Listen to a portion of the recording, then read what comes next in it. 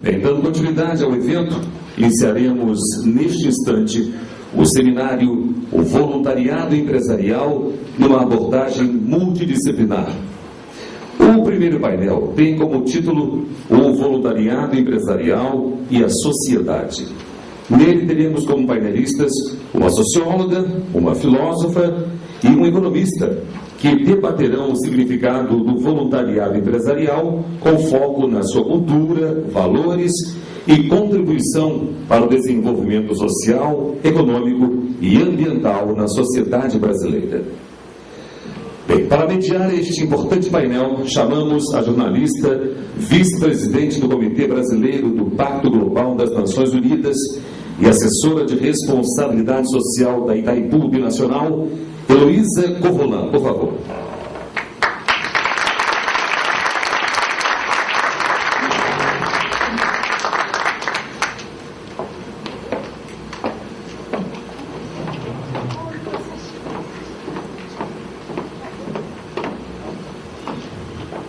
A primeira painelista é doutora em Sociologia e professora.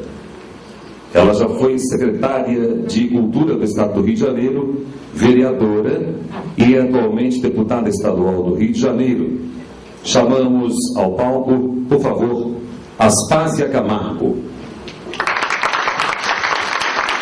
Eu acho que ela estava nesse momento de ter ido ao banheiro, de repente, né, tomar uma aguinha e de volta. Vamos chamar o nosso próximo painelista. A próxima painelista é formada em Administração de Empresas e mestre em Filosofia. Atuou na área de Recursos Humanos por 14 anos e hoje é presidente da Fundação Telefônica Vivo. Por favor, suba ao palco, Françoise Trapenard.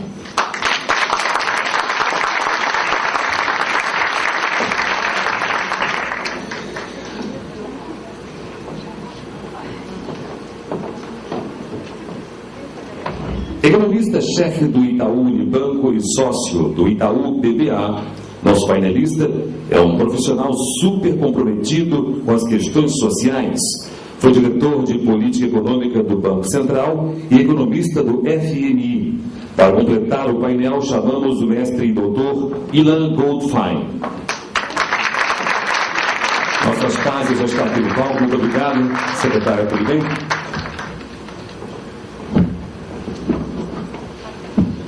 Neste momento, passamos a palavra para a Heloísa Covolan, que conduzirá o debate fazendo as perguntas e monitorando as respostas para que o painel não perca seu brilho, mas transcorra dentro do tempo previsto. Muito obrigado. Obrigada a você. Estão me ouvindo bem? Boa tarde a todas vocês e todos vocês que estão aqui. Boa tarde aos colegas de painel. Estou muito contente da gente estar se conhecendo aqui. Eu espero que o nosso papo seja muito bom e proveitoso, tanto para eles quanto para nós mesmos, né, que estamos sempre aprendendo. Para esse primeiro momento em que vamos falar da relação do voluntariado empresarial com a sociedade, eu fiquei pensando que o voluntariado envolve crenças, né? São crenças naquilo que eu tenho como valores de vida, aquilo que eu penso quando eu me preocupo com o ambiente onde eu estou e aquelas diretrizes para viver em comunidade. E tudo isso se traduz exatamente naquele momento em que eu me coloco no lugar do outro e percebo, né, tenho aquela empatia de que eu tenho condições de contribuir para mudar essa realidade do outro para melhor. E nesse sentido, muitas empresas perceberam isso e estão desenvolvendo nos últimos anos diversas iniciativas de responsabilidade socioambiental de uma maneira mais ampla. Eu queria então começar com a Françoise, de um ponto de vista mais filosófico. Françoise, qual seria a filosofia de uma empresa para implantar o voluntariado empresarial? Bom, gente, boa tarde. Está ouvindo ou não? Tá? Boa tarde a todos. Em primeiro lugar, eu quero agradecer o convite, a Wanda especialmente, ao CBVE. É uma alegria para mim estar aqui, é um tema que me apaixona. Você falou de crença e de fato, eu acho que o voluntariado une todos os meus estudos e as minhas duas vidas profissionais, né? No Recursos Humanos e agora à frente da Telefônica, da Fundação Telefônica Vivo. Então, para mim é uma delícia poder passar aqui uma horinha conversando com vocês, com esses palestrantes sobre esse assunto. Eu quero dar um passo atrás, porque para falar de filosofia empresarial é importante a gente falar um pouquinho de contexto também, né? Porque senão as ações acabam ficando soltas. Você olha para aquilo e fala, nossa, que interessante. Mas o importante é a gente entender a complexidade do momento que as empresas estão vivendo, que é a complexidade da nossa sociedade, né? Na qual você está vivendo dois mundos em paralelo, né? Você está vivendo um mundo que começou fortemente lá no Iluminismo, que trouxe todo esse desenvolvimento, todo esse crescimento econômico, todo esse poderio, mas trouxe também muitas contradições e especialmente dois problemas centrais que a gente vive hoje, né? O aquecimento global por um lado e a pobreza por outro. Então, a empresa hoje é o epicentro desse mundo, né? E ela está tendo que lidar com duas dimensões de resultados simultaneamente. Ela tem a pressão por resultados de curto prazo, cada vez maiores, porque esse mundo que a gente conhece está bastante pressionado, né? A crise está aí e a gente vê muito bem isso. E, por outro lado, ela está sendo pressionada a lidar com resultados de longo prazo e com as consequências do seu próprio existir, né? Com o aspecto do que ela gera de problemas para o meio ambiente, para a sociedade. A gente viu várias respostas aqui do voluntariado como forma de desenvolver o entorno da empresa e etc. Então, neste dilema de curto prazo e de longo prazo, a empresa está tendo que aprender a lidar cada vez mais com a questão do humano. E é aí, para mim, que o voluntariado se encaixa, né? A gente acreditou muito na força da razão e que tudo seria racional e que tudo se explica por isso e que pagando bônus e salários a gente resolvia essas questões, e cada vez mais a gente começa a inserir no discurso empresarial uma questão de gestão por valores, uma discussão sobre cidadania, sobre valores éticos, tudo isso que apareceu nesta pesquisa, né? Não é à toa que a gente está lidando com essas duas dimensões ao mesmo tempo. É fruto de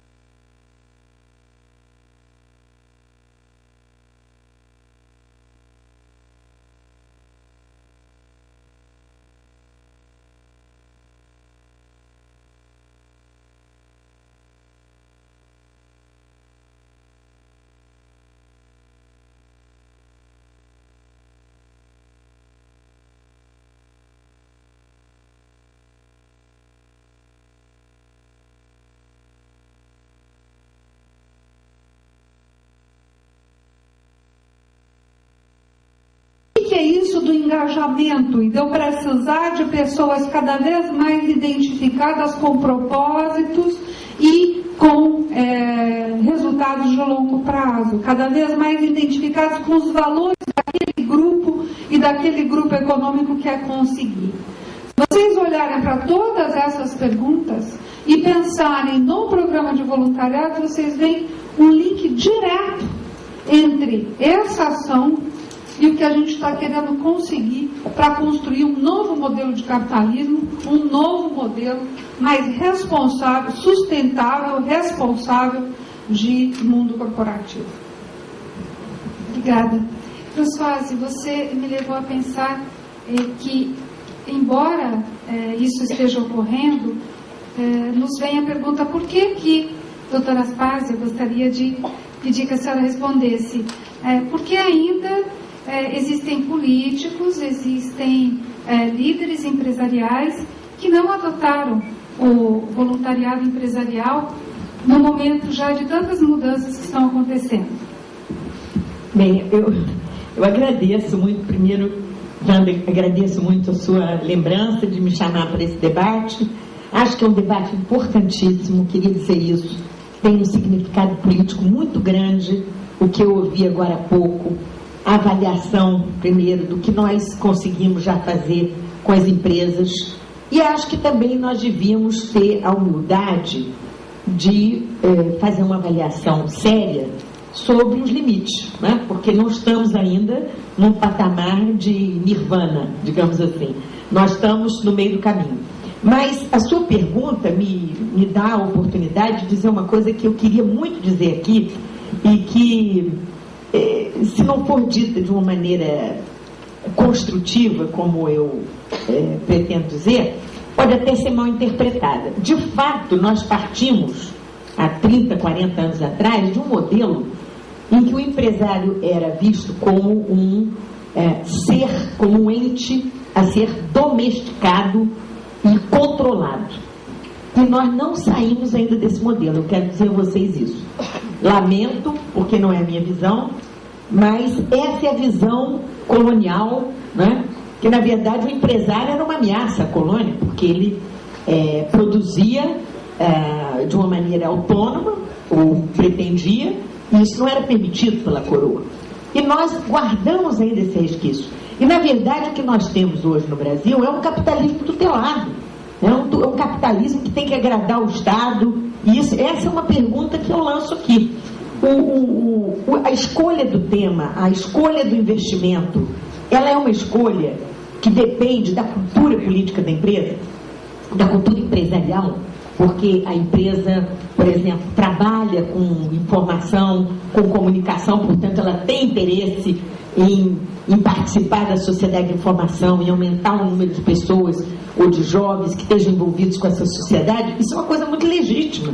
E eu diria até que seria a forma ideal de fazer, né? Que a empresa não escolha assim ao léu o que ela vai investir, né? E isso está acontecendo. Agora, de fato, há muito pouco tempo atrás, nenhuma empresa brasileira investia em voluntariado nenhum. Não se interessava por assunto nenhum, a não ser ela mesma. Mas também ela não tinha tecnologia, ela não tinha um mercado maior do que o mercado restrito, no máximo, nacional, né? Então nós estamos vivendo, de certa maneira, uma grande oxigenação, que é essa oxigenação de um Estado que está debilitado, né? Eu sou do Poder Legislativo, mas eu não tenho nenhuma dificuldade em constatar que o Estado é débil, né? O que eu ouço todos os dias na Assembleia Legislativa, que eu frequento, né, todas as semanas e diariamente, é desolador, né? É um déficit imenso de pessoal, um déficit imenso de gestão. O Estado hoje é um Estado debilitadíssimo. E as empresas estão servindo como não só o foco dinâmico do crescimento, com todos os problemas que a crise internacional vem trazendo, mas ela está sendo, de fato, o elemento de propulsão de um desenvolvimento maior, e ela começa a se comportar como um ator social muito relevante. É esse o ponto que eu acho importante discutir. A empresa participando da formação do capital social, ela participando como parceira. E isso não é fácil, porque, logicamente, quem tem o recurso para financiar, ele às vezes tende a ser um pouco tão arrogante quanto o Estado, né? Ele diz, não, eu que tenho dinheiro, eu vou colocar onde eu quiser e eu vou fazer o meu projeto. Então, muitas vezes, você falou em marketing, alguém, acho que na abertura aqui da discussão, falou-se a empresa investindo como marketing. Eu acho que é perfeitamente legítimo que a empresa utilize a sua ação social para transformar isso em marketing. Mas muitas empresas só fazem o marketing, né? Então, na área ambiental, existe um preconceito muito grande contra essas empresas que são consideradas empresas de maquiagem, né? Que não fazem o desenvolvimento sustentável, mas escolhem um nicho simpático para investir, que na verdade não está trazendo resultado algum. Então essa é uma crítica que se faz. Agora, a minha perspectiva é de saber o seguinte: primeiro, eu acho que as empresas têm duas funções essenciais que valeria a pena insistir aqui. Uma é territorial. A coisa mais moderna que existe hoje é investir na erradicação de territórios de pobreza.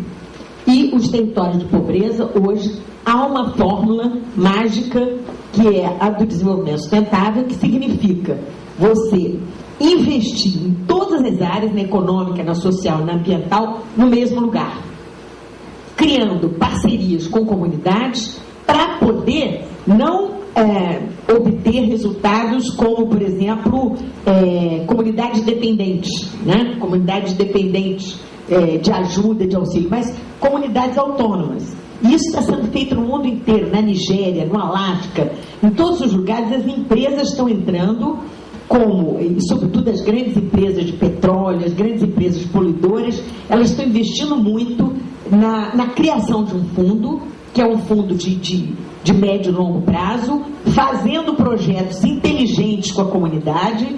E aí eu acho que nós saímos um pouco daquela coisa menor, que é simplesmente dar uma ajudazinha para quem está por perto.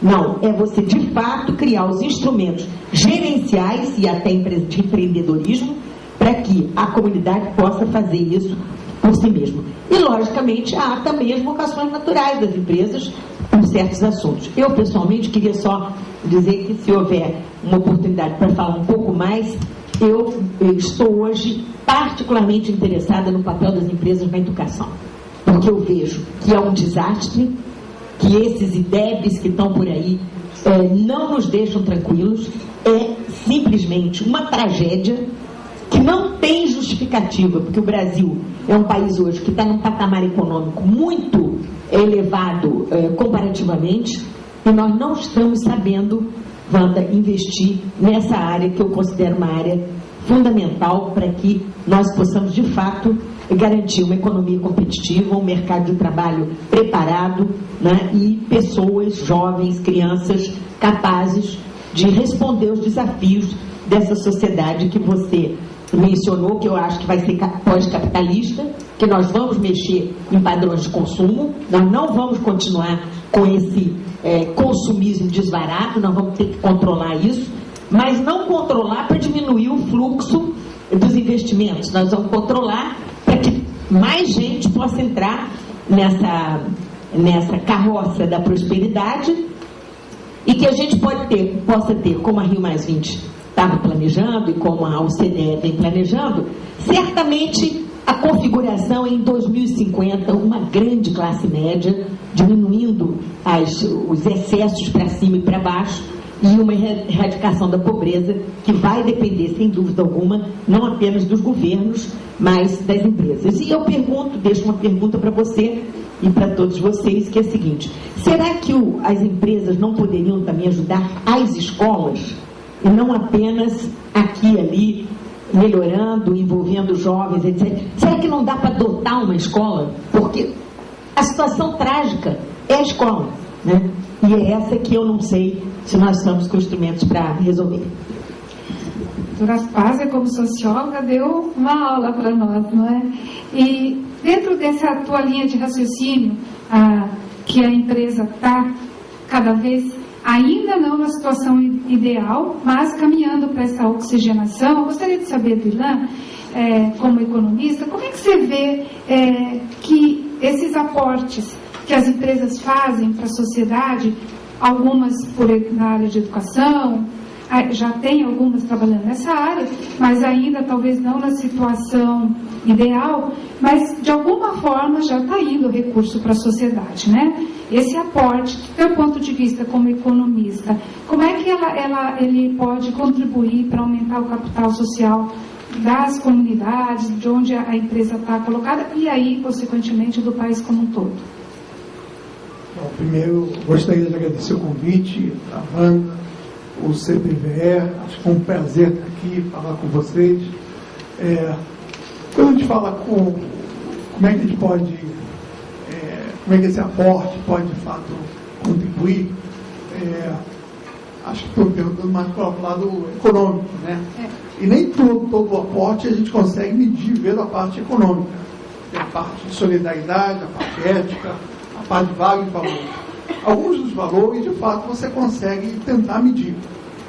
Algumas formas de medir são ruins. Só para dar uma ideia, o PIB não leva em conta voluntariado. Não sei se vocês sabem, mas o voluntário, todo trabalho não remunerado, não entra no PIB.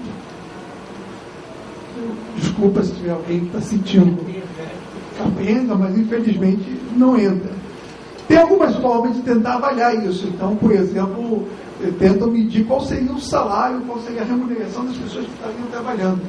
E algumas pesquisas mostram que, por exemplo, nos Estados Unidos, daí uns 5% do PIB. Então, como se fosse 5% do PIB a menos por não considerar isso.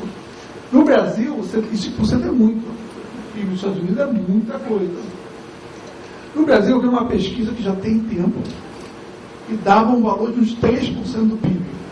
Mas se esses números que a gente viu agora no começo for verdade, esse aumento, de fato, pode estar chegando a um número com 5% do PIB, 6% do PIB aqui, que dá um valor econômico ao aporte. Agora, a pergunta é, qual é a contribuição que tem? Acho que essa é uma pergunta extremamente relevante. Muito que a gente viu, as empresas, perguntaram para as empresas, como é que você avalia o retorno? A pergunta aqui, não sei se vocês lembram dos lados. Não sei, 60% que perguntavam do colaborador, 30% perguntavam do e só 20% tentava ver qual é o resultado daquela política. Eu acho que uma coisa que eu senti falta um pouco é que, de fato, a gente olha qual é o resultado que a gente está fazendo. E é muito difícil a gente, de fato, saber qual é o resultado.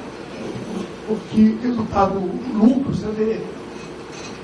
O resultado do voluntariado é mais difícil de ver. Mas isso não significa que ser difícil é impossível.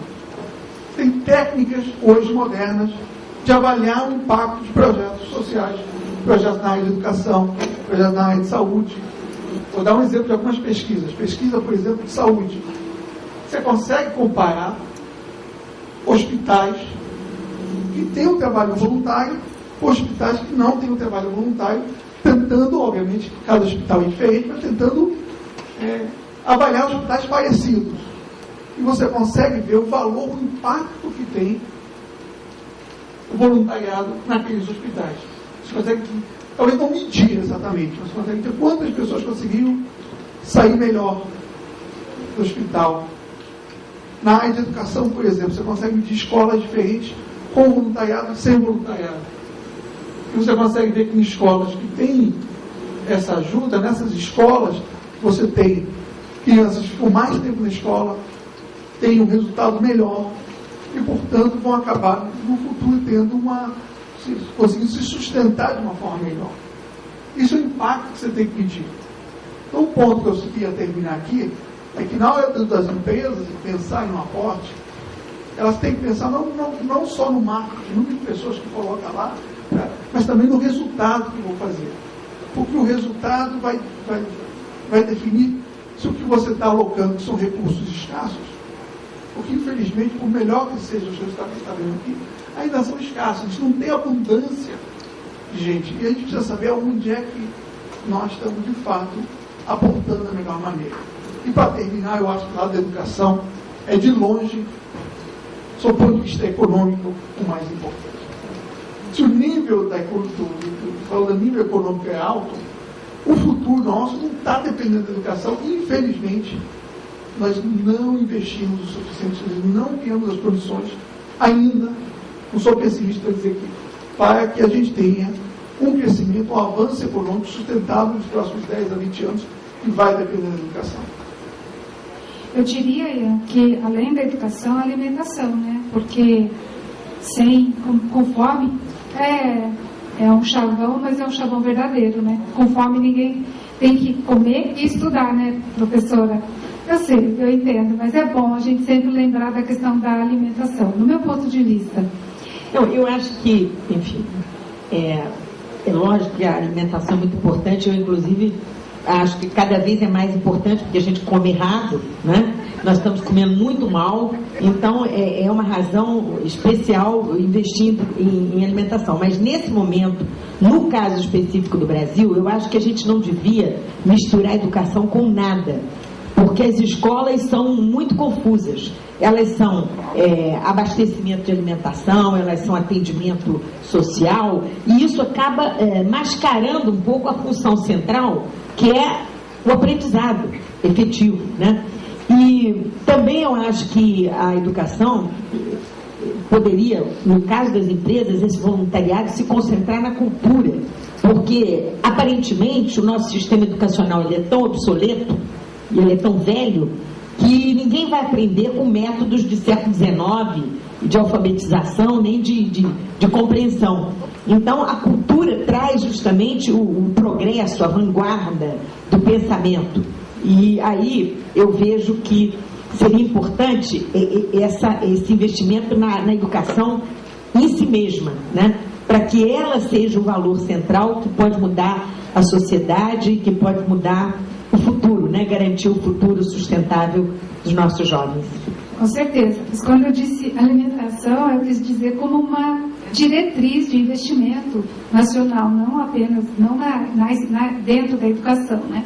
Mas eu queria voltar à questão do negócio e do voluntariado.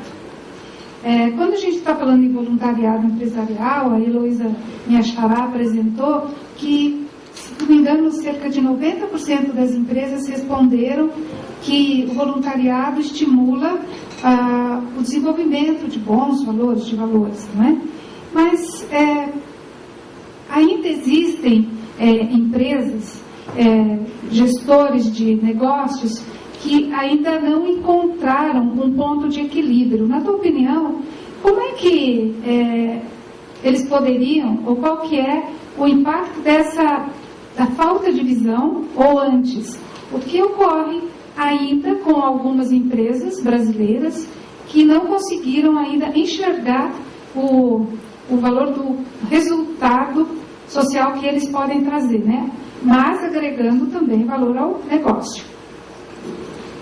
Eu, só brincando um pouquinho com a tua pergunta, eu acho que ninguém achou o ponto de equilíbrio. Nós estamos num momento disruptivo de sociedade, de mundo empresarial e de indivíduos que somos. Então, eu acho que nós não estamos num momento de uma mudança linear de sociedade. Nós estamos num momento de mudança disruptiva. Acho que o que vai emergir daqui é um modelo radicalmente diferente daquele que a gente tem, ou então eu vou para uma coisa bem escatológica, porque da forma como a gente vive hoje, nós estamos caminhando para o fim dessa história, mas eu não acredito que esse final escatológico vai ser o final da história, né? Eu acredito que a gente, nessa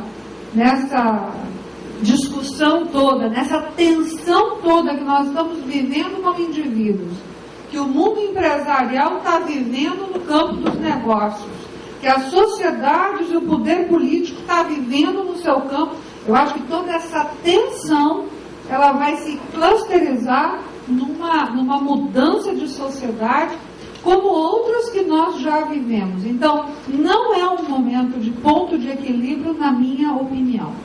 É um momento onde muitas realidades estão convivendo de forma simultânea. Então, é muito ambíguo, é muito complicado. Você olha por uma perspectiva e pode ter um olhar completamente negativo sobre o mundo empresarial, pegando, inclusive, aí simbologias que a Aspásia tão bem trouxe, e pode dizer, não, permanece exatamente igual, está aqui, está aqui, está aqui, está aqui, né? A gente pode olhar para outras dimensões do poder político e falar, está aí, clientelismo, assim, assim, assim, e assim sucessivamente, né? Ou podemos podemos olhar por outro lado e falar, não, aqui temos exemplos assim, assim. O fato é que essas realidades estão acontecendo simultaneamente. Acho que por isso que nós estamos tão desafiados como seres humanos, que nós estamos vivendo uma época muito especial de verdade. O importante, eu sou uma pessoa idealista, então toda a minha fala traz essa crença, né? É de colocar o foco no lado cheio do copo, daquilo que está querendo nascer, daquilo que está emergindo e que está se revelando em nós, né? Porque é óbvio que esse modelo individualista, centrado no meu bem-estar, pouco me importando com o todo, pouco me importando com as consequências dos meus atos, pouco me importando com a dimensão do dever, né, que eu tenho nessa sociedade, ela é absolutamente insustentável e, no meu olhar idealista, ela está sendo desafiada e está sendo substituída pouco a pouco por uma dimensão muito mais colaborativa. Nós nunca falamos tanto de colaboração, nunca vimos tanto isso, nunca falamos tanto de confiança e nunca vimos tanto o poder dessa confiança para resolver os dilemas reais, porque hoje não tem mais certo e errado, gente. O mundo cartesiano ruiu. Nós estamos num mundo de uma complexidade que dificilmente uma questão é 100% certa ou 100% errada.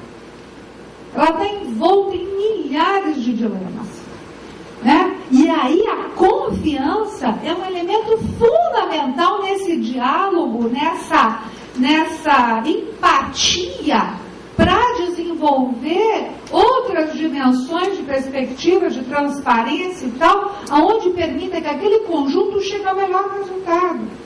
Então, quando o Ilan traz que um hospital que tem voluntariado tem melhores resultados, é porque ele está trabalhando através do voluntariado com dimensões humanas da relação, que vão além da prestação de um serviço, da injeção dada naquela hora de limpar a fralda, de não sei que história de não, porque eu posso olhar um hospital como uma fábrica de saúde, vamos dizer, né? Estou fazendo aí uma metáfora só para ser didática.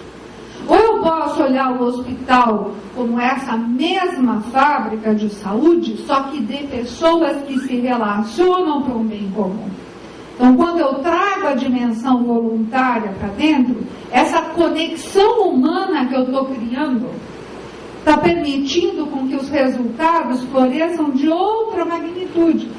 Porque eu estou trazendo para dentro dele a colaboração, a empatia, o carinho, o olhar, a atenção, outras conexões humanas que fizeram com que essa espécie chegasse até aqui. Porque se a gente sobreviveu a períodos glaciais, a secas não sei das quantas, a separações de território, essa espécie passou por tudo isso. A gente não passou assim só competindo, gente. Não passou, porque a gente não teria sobrevivido com os recursos que nós tivemos a períodos glaciais como as que a gente viveu como espécie. Então está em nós essa conexão.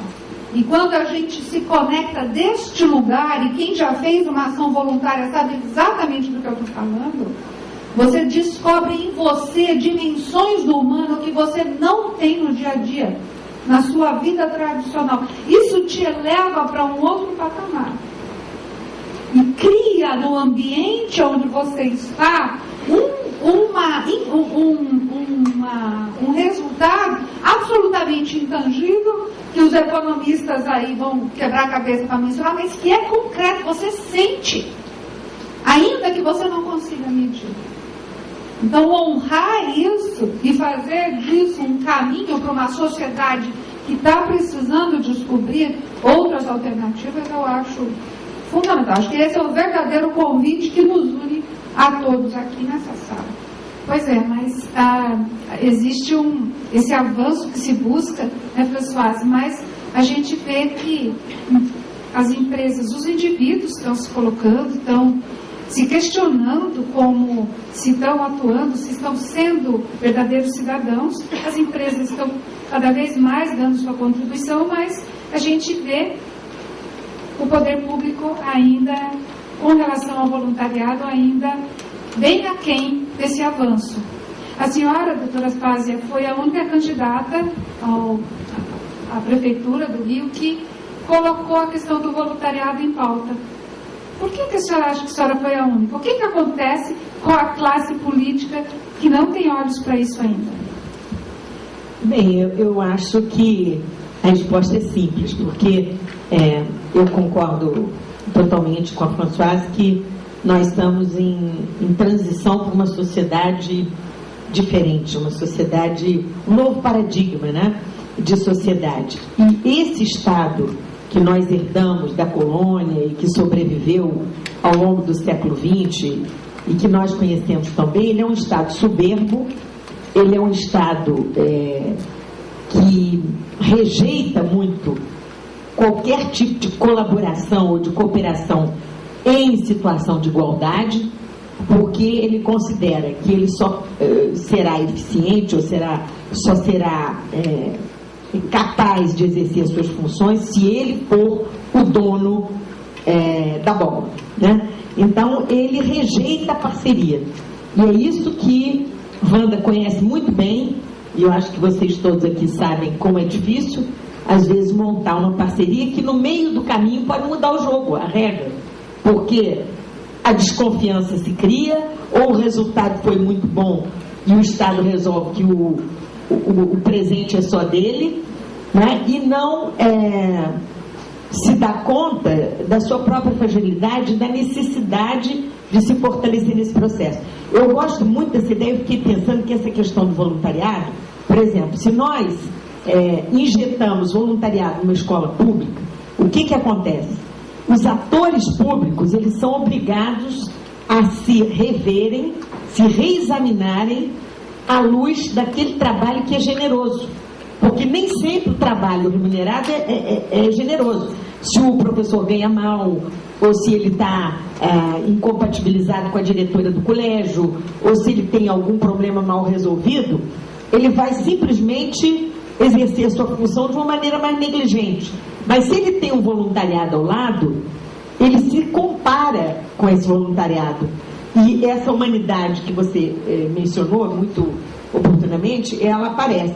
Então, na verdade, é um capital social que você cria. Eu acho que a gente estaria muito feliz que todos entendessem que o capital social tem um valor talvez até maior do que o capital do curso, né? Porque o capital social, ele funciona melhor do que o próprio dinheiro, porque ele rende, ele multiplica, ele agrega, ele diminui custos, né? Ele diminui custos.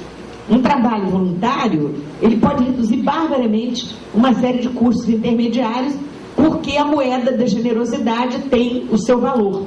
Então, eu acho que esse ponto é muito importante. Agora, no que diz respeito às empresas, eu acho que é muito importante que o trabalho externo de voluntariado tenha a ver com o trabalho interno das empresas.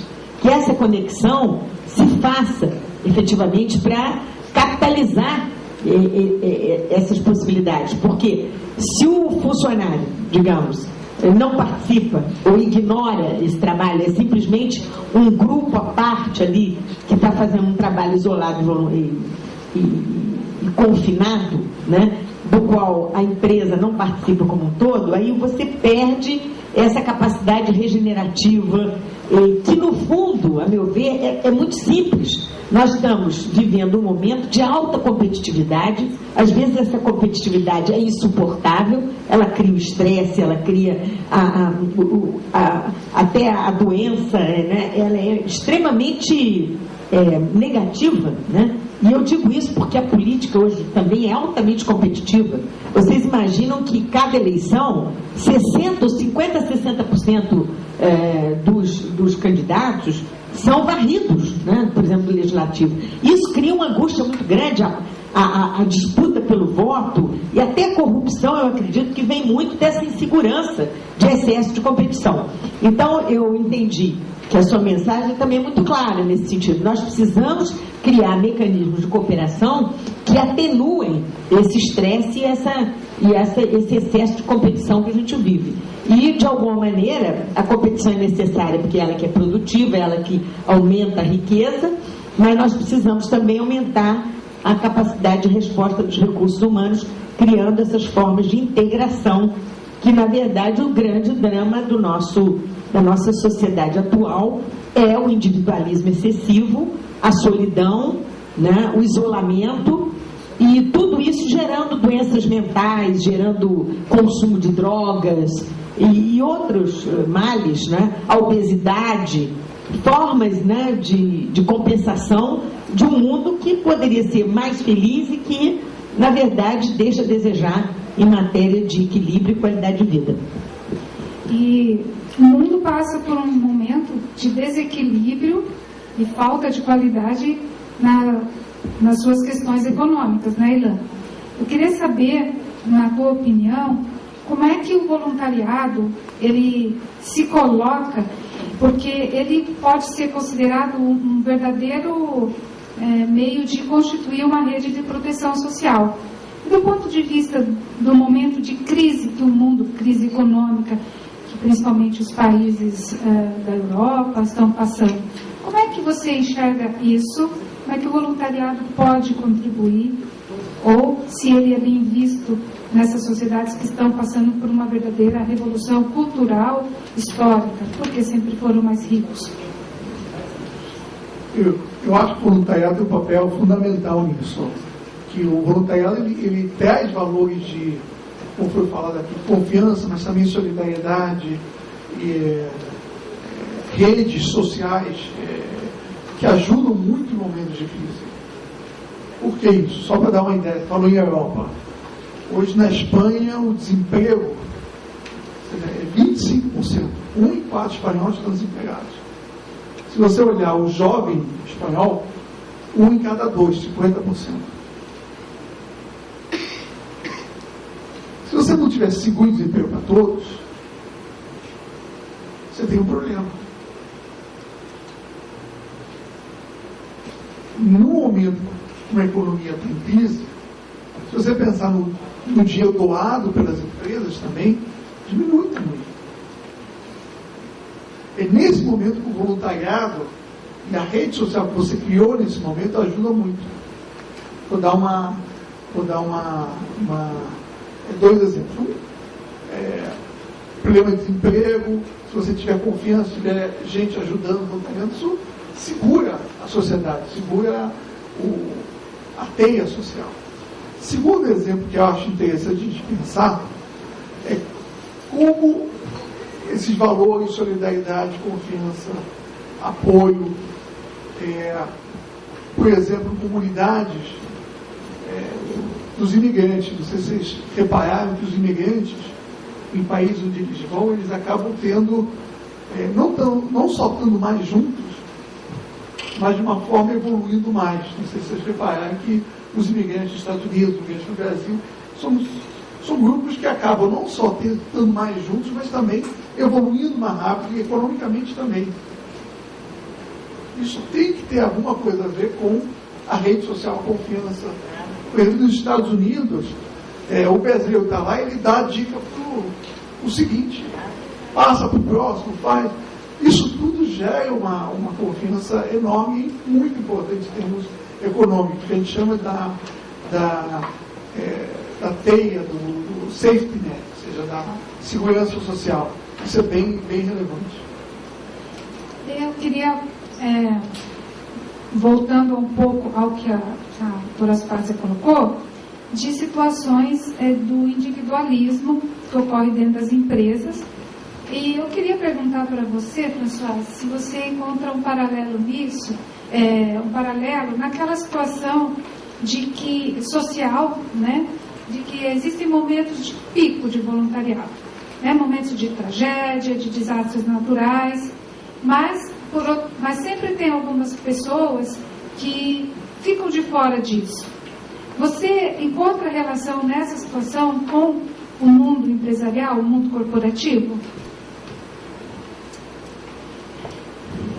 eu acho que eu não tenho uma relação direta, mas o que eu acho importante a gente entender é óbvio que uma catástrofe, né? Aliás, como a que ocorreu inclusive nesse estado, lá na região serrana, ou em Santa Catarina, o impacto dessas imagens, o impacto dessa realidade tão dura, né, e coletiva, ela é altamente mobilizadora em qualquer circunstância.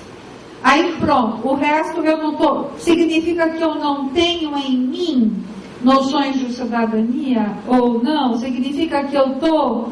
Quer dizer, o que isso traz da alma brasileira, né? Eu acho que aqui eu quero trabalhar um pouquinho algo que a doutora Aspásia falou logo no começo da fala dela, que é uma coisa muito importante para nós brasileiros refletirmos nesse momento que a gente está vivendo de sociedade, né? Eu não quero fazer nenhuma apologia aos Estados Unidos, nem muito menos. Mas se a gente comparar os dois movimentos de colonização, lá chegaram cidadãos, aqui chegaram instituições. Né? Aqui chegou a igreja, no caso dos jesuítas e tal, aqui chegou o Estado, lá chegaram cidadãos, lá chegaram pessoas buscando um lugar para realizar a sua crença, né? Saindo, inclusive, fugindo de um lugar de intolerância que era naquele momento, a Inglaterra chegou. É muito importante, isso revela muito da nossa cultura, daquilo que a gente acredita que o Estado tem que prover, que Deus tem que prover, que as empresas tenham que prover, que os governos tenham que prover, né? Que o outro tenha que prover para mim, porque aqui, chegando primeiro às instituições, depois os indivíduos, né? Quer dizer, eu me acostumei numa lógica de dependência, e isso fez de nós esse povo que chegou até aqui. Mas nós estamos vivendo nesse momento um ciclo muito relevante de autoestima, inclusive nós que estamos aqui sentados, né, que esperamos décadas, né, quantos milagres anunciados a gente não viveu, que na verdade eram pífios marketing, né, de país, muito mais do que realidade de fato, né, de um ciclo econômico que trouxesse riqueza e prosperidade para os seus cidadãos. E o que isso tem a ver com a gente, a partir de agora, assumindo um protagonismo muito maior na construção desse país, né? Deixando de esperar que o poder político, que, sei lá eu quem, faça por mim, mas eu assumindo muito mais uma responsabilidade coletiva e cidadã como brasileiro. Eu acho que a partir da autoestima que nós estamos vivendo agora, que as gerações mais novas nem sequer passaram, porque muitos de nós que estamos aqui passamos, né? Porque eu, quando me formei em 86, a única coisa que eu queria era ir embora daqui. Esse era o plano de vida. Eu me formei na USP, quer dizer, estudei nos melhores lugares desse país, e o meu sonho, e da minha classe inteira, era trabalhar numa multinacional e ir embora, porque a gente não via nenhum futuro aqui. Esse futuro novo que a gente está vendo também está nos chamando como cidadãos a fazer uma parte mais constitutiva dele. E aqui o que a doutora Aspásia traz de voluntariado dentro das escolas, chamando as empresas para esse papel, mas eu queria estender um pouquinho mais, chamando nós cidadãos como esse papel, porque não tem evento que eu tenha participado recentemente, que o tema da educação não tenha saído. O evento era de, sei lá o quê, de qualquer outra coisa, e a gente cai na educação, porque tá tão central, tá um abismo tão grande entre o que nós estamos vivendo como ciclo econômico e a insustentabilidade deste ciclo no tempo, em função da educação que nós temos. Você olha os gargalos imensos que a gente tem, e quem é do mundo empresarial sabe disso muito bem, né? as próprias empresas não conseguindo desenvolver os seus planos, os seus projetos, porque não tem recurso, não tem capital humano, não tem conhecimento humano disponível para aquilo que ela necessita. Então, esse chamamento, será que eu já passei na escola do meu bairro? O que é que eu posso fazer para ajudá-la? Né? Eu acho que essa inversão de papel nosso, quer dizer, daquilo que nos mobiliza por uma tragédia, e aí nós somos exemplares, né? As ajudas que se mobilizam, as pessoas que vão, os voluntários que sobem, enfim, tudo o que se faz no momento de tragédia é uma coisa espetacular. Agora, como é que eu, no meu pequeno e no meu grãozinho de areia, mudo o meu olhar de cidadania para algo mais perene, daquilo, da mesma forma como as empresas estão atuando de uma forma tão central ao seu entorno, o que é que eu estou cuidando do meu entorno?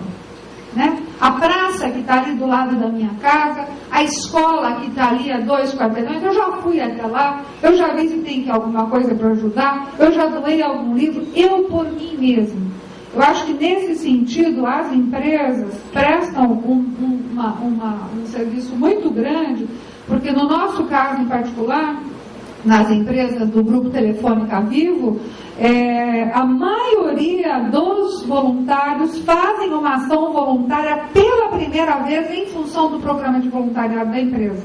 Mas depois disso, um grupo, não todos, mas um grupo deste grupo, que viveu a experiência pela primeira vez, descobre esse potencial, descobre esse mundo e passa a partir daí a fazer ações voluntárias também de forma individual, por questões que ele apoia, questões próximas a ele e tal. Eu acho que essa cidadania, essa brasilidade, esse amor por esse nosso país, esse compromisso de estar construindo junto esse ciclo, né, mantendo esse ciclo por longo tempo de prosperidade que a gente está vivendo e de riqueza nacional, é um salto, é uma mudança bastante importante para nós brasileiros.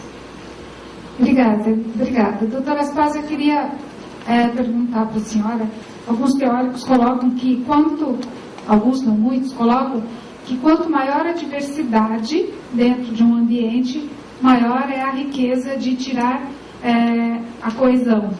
Por quê? Porque são ideias diferentes sendo colocadas e ponderadas. Mas se houver também muita desigualdade no sentido de desrespeito, de falta de solidariedade, pode haver uma ruptura social. Como que, ou numa comunidade, né? Enfim, dependendo do estamento que a gente quer estar atuando.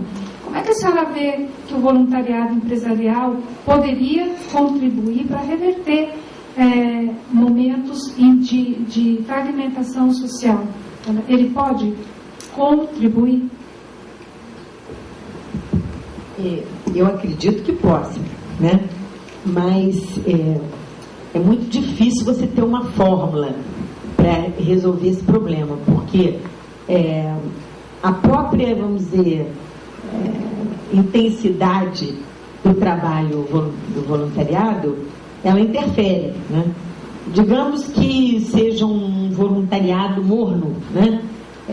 Eventual, de maneira incerta. Eu acho que a questão que se coloca é um pouco essa que você levantou, de um voluntariado individualista, né, que os Estados Unidos viveram isso no apogeu nos anos 60, e isso durou mais de um século, né? E hoje ele desapareceu, porque os americanos não são mais associativos, eles pertenciam a pelo menos 4 ou 5 grupos voluntários. Eu me lembro que eu tive alguns anos atrás na Suécia, e a Suécia isso é tão incorporado na vida deles, que quando alguém muda de bairro, a primeira coisa que você faz dentro da subprefeitura é escolher quais são os trabalhos voluntários que você quer fazer, e você escolhe 2 ou 3, né? Então o nosso pode ser muito diluído, entaguado, né? E portanto essa questão da educação, ou ter algumas ideias força, seria talvez um elemento de propulsão, né, e de eficiência maior desse processo. Eu estou pensando aqui na Vivo, por exemplo, é lógico que esse problema da inclusão digital, você pode fazer um trabalho de voluntariado educacional nisso fantástico, porque certamente que os jovens aprendem mais por esse caminho do que na própria escola, né? Então eu vejo assim que a empresa tem que ter a criatividade para escolher os caminhos. Me parece importante ter linhas mais consistentes e densas, porque o Brasil não tem essa tradição de trabalho voluntário. Nós quase não fazemos. A igreja faz. Você falou nas instituições, eu achei muito bem lembrado. A igreja tem, por exemplo, eu acho que a Wanda concorda comigo. Eu digo assim, eu prefeita, eu entrego o crack para a igreja. Não tem condição do Estado brasileiro enfrentar crack. Não tem condição. Aliás, eu disse isso com toda a ênfase, a Rede Globo me cobrou, e eu fui muito firme, e no final, 15 dias depois que as eleições acabaram, nós descobrimos que o cidadão que cuidava dos abrigos era um bandido, e que, portanto, devia estar mancomunado com os traficantes. Então, é simples, a gente tem que confiar que a sociedade faz certas coisas melhor do que o Estado faz. E outras é o Estado mesmo que tem que fazer. Agora, eu fico pensando aqui, vocês me ajudem. Qual é a possibilidade de um voluntariado que tenha base de financiamento? Parece até que é uma contradição, não é isso? O trabalho voluntário é gratuito, não é isso? Mas será que não pode ter base de financiamento para voluntariado? Porque tem certas coisas que você não pode contar. Por exemplo, eu quero fazer um trabalho voluntário com as escolas. E eu descobri que o Rio de Janeiro tem o maior número de clubes abandonados, ou semi-utilizados, ou subutilizados do mundo, né? Nós estamos todos os clubes à disposição, as tardes inteiras, para fazer esporte, auditórios para debates. É possível até que esse auditório aqui passe boa parte do seu tempo inativo, né? Mas se eu quero, por exemplo, fazer um trabalho voluntário de mais ambição, eu vou ter que ter um ônibus para trazer as crianças, para levar as crianças, e eu começo a ter custo. Então, o meu trabalho não vai custar nada, mas a infraestrutura que eu preciso para trazer os elementos que vão tornar esse trabalho eficaz são importantes. Por exemplo, vou dar um exemplo para vocês. O Valmor Chagas ofereceu há 20 anos atrás de percorrer todas as escolas, como a Fernanda Montenegro está agora, para fazer leitura de texto com as crianças e para fazer uma espécie de teatro amador, enfim, de atividade teatral educativa. Nunca o governo se interessou, nem ninguém se interessou. Eu digo, também as empresas nunca se interessaram. Mas olha que maravilha, não é? Mas você, bem ou mal, você vai ter custo para fazer esse trabalho. Então, a minha pergunta é se não há uma forma híbrida de financiar voluntariado. E você, Ana, o que acha dessa pergunta colocada pela doutora Aspásia a respeito de financiar, até contribuir financeiramente com o voluntário para ele poder fazer mais? Eu acho que o voluntariado tem custo. Sempre tem custo. As então, empresas, quer dizer que a solidariedade tem um preço? A solidariedade tem um custo, mas não significa que todo o valor da solidariedade você consegue medir. Agora, obviamente, o nosso tempo das pessoas tem um certo custo, mas também então, de certa forma, essa questão híbrida já acontece. E eu acho que para continuar, você vai ter que, de alguma forma, dar os recursos para o voluntariado poder fazer o seu trabalho. Isso não tem jeito. Infelizmente, é assim que funciona. Do seu ponto de vista, se pode precificar a sua solidariedade, acho que é muito difícil. E mexe com valores que não são só valores econômicos, questões éticas, questões de bem-estar, questões que é difícil você medir. Mas já que você está me fazendo essa pergunta, eu sou economista, eu acho que está querendo um pouco como é que a gente mediria o valor da solidariedade do ponto de vista econômico?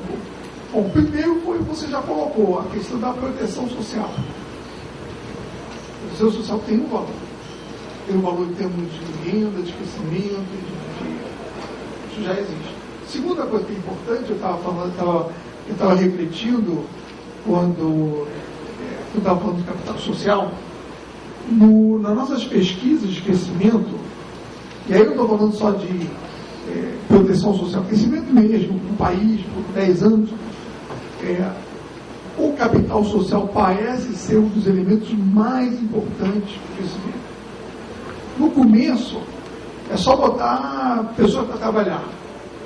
Depois você começa a investir em fábricas. Depois de um certo tempo, o capital social é o que faz a diferença. E capital social, o que é em termos de economia? É a credibilidade, é a confiança. Como é que a credibilidade e confiança tem a ver com a economia? Vou dar um exemplo simples. Exemplo de hoje. Hoje, o Brasil está crescendo pouco. Não vai crescer 1,5%. O que está caindo? O que é o problema? É porque as pessoas não estão consumindo? Não é verdade. O consumo ainda está em alta. É porque o investimento não está vindo. A confiança no futuro para fazer um investimento que leva 20, 30 anos está em baixa. Talvez porque as parcerias não estejam sendo vistas de uma forma como talvez eram vistas antes. Mas algo está fazendo com que o investimento caia e não suba. Isso tem que ter a ver com confiança, com credibilidade, com as parcerias, e está faltando nos últimos tempos. Para finalizar, nosso tempo está gostoso, mas a gente vai ter que terminar. Eu queria aproveitar, fazer o contrário agora. Olha, aqui a maioria, acho que são gestores de programas de voluntariado, nas empresas.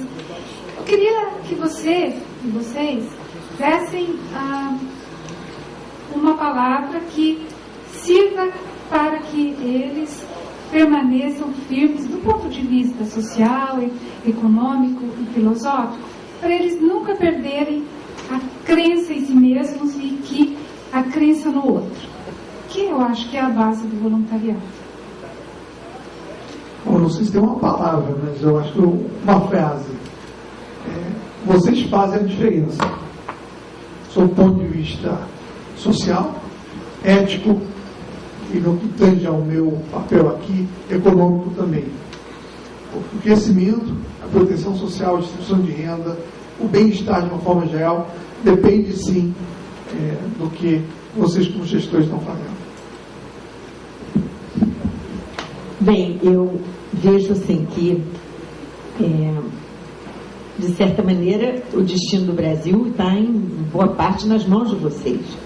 E vocês têm uma recompensa muito grande, que é a recompensa da realização. Eu acho que nada enche de mais alegria um ser humano do que a realização. E a realização com pessoas, com seres humanos, como foi dito aqui.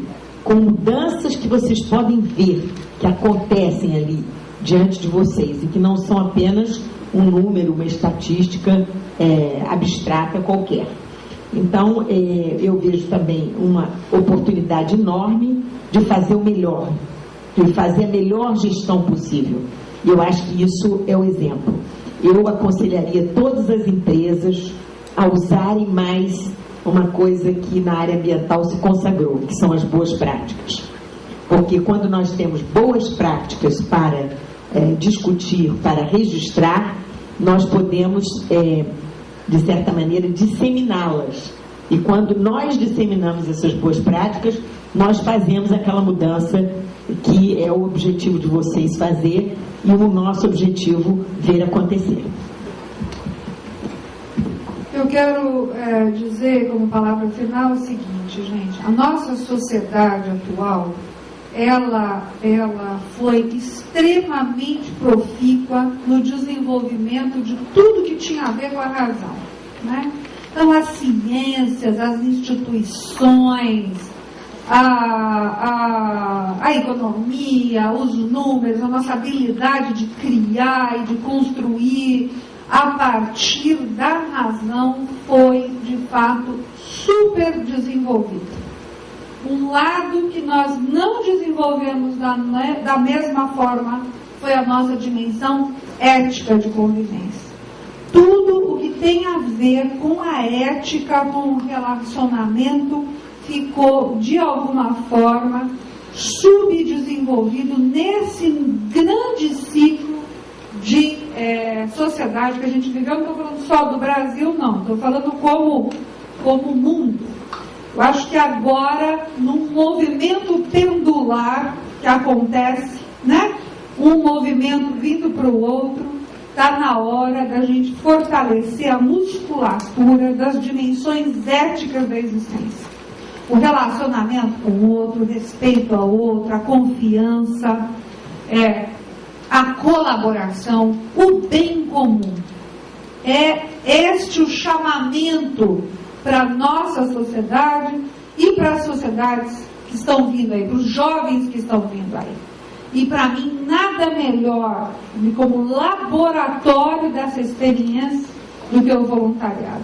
Então, ele está no ar do tempo, ele está completamente alinhado com a mudança social que está querendo emergir de um mundo sustentável, colaborativo, aonde exista riqueza para todos e para cada um de nós, como a doutora Aspásia disse, uma imensa classe média que regula e que diminui a riqueza da parte de cima da pirâmide e que gera benefício para a parte de baixo. Então, uma sociedade onde tem riqueza para todos. E ninguém vai dizer, eu tenho certeza disso, especialmente nessa sala, que essa sociedade não nos deixaria mais felizes, inclusive como indivíduos.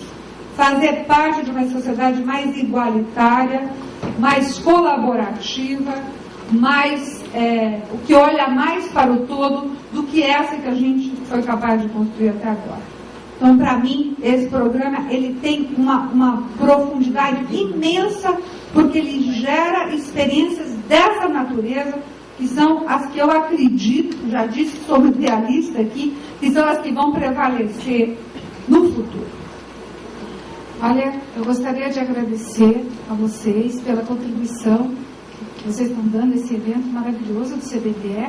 Se vocês me permitirem, enquanto vocês estavam falando, eu pensei, talvez, uma outra forma de resumir um pouco do que também eu vejo com relação ao voluntariado, de quem está militando, quem está trabalhando dentro das empresas, ou faz o voluntariado de forma individual, que o voluntariado eu acho que é uma ação, uma iniciativa de fazer o bem de forma totalmente desinteressada. Não existe interesse que não seja de melhorar a sociedade, de se melhorar, porque a gente também tem que crescer, para cada vez contribuir mais, viver melhor na comunidade. E o voluntariado, eu enxergo que é isso, fazer o bem de forma desinteressada. Quero agradecer de novo vocês, agradecer o público e